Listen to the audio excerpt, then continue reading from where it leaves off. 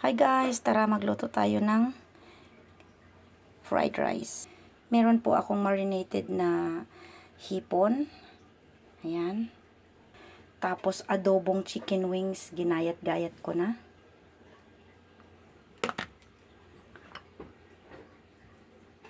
Chinese sausage. Luncheon meat po, Korean. Ito yan siya. Ayan. Roasted garlic. Spring onions. Pinalambot ko na po yung carrots, diced. Corn. Tapos marinated na chuking yolk, yung malambot po na karne. Meron tayong sibuyas. At ito po yung sauce. Toyo, sesame oil, tapos paminta, and then oyster sauce. Lagi po akong gumagamit nito kapag nagluluto ako ng karne kasi nag-i-enhance po iyan ng kanyang lasa.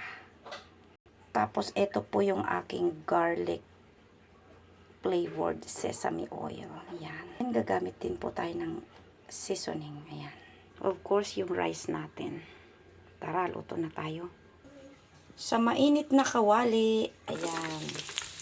Makita ayan po. Pababanguhin natin siya. May pundukan sila sa gilid. Ayan. Mabango na po. Ilagay natin ang ating karne.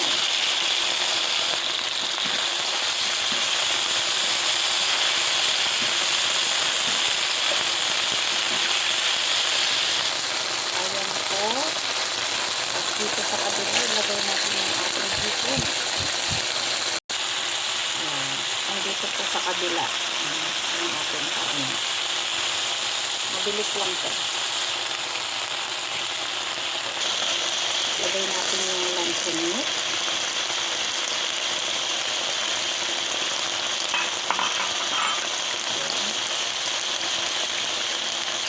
Ayan po, namalukot na siya.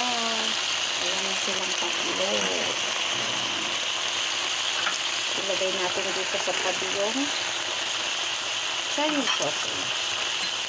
Yung Chinese sausage po na yan is luto na kasi na-steam ko na po yan. Ayan. Ayan.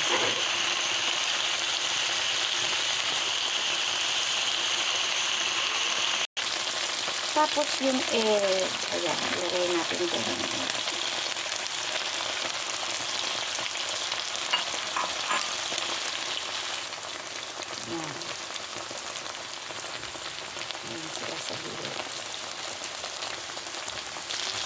Lagay natin yung ating chicken. Ayan.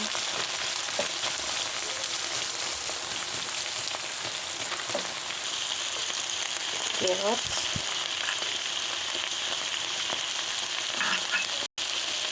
Tapos yung corn.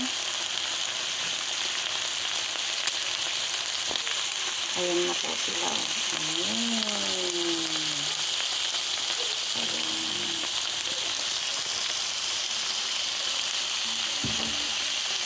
Haluin natin.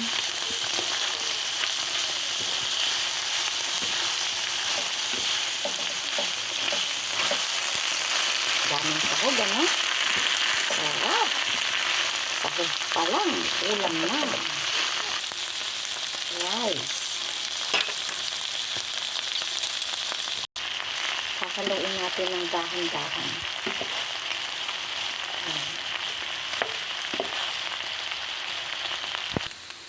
Maglalagay po ako ng chicken powder.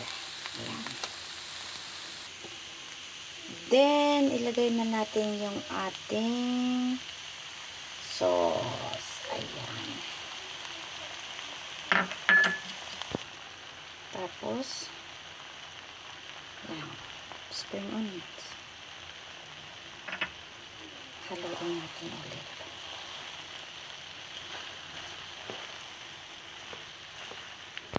Ayan na po, panghuli, budburan natin ng roasted garlic.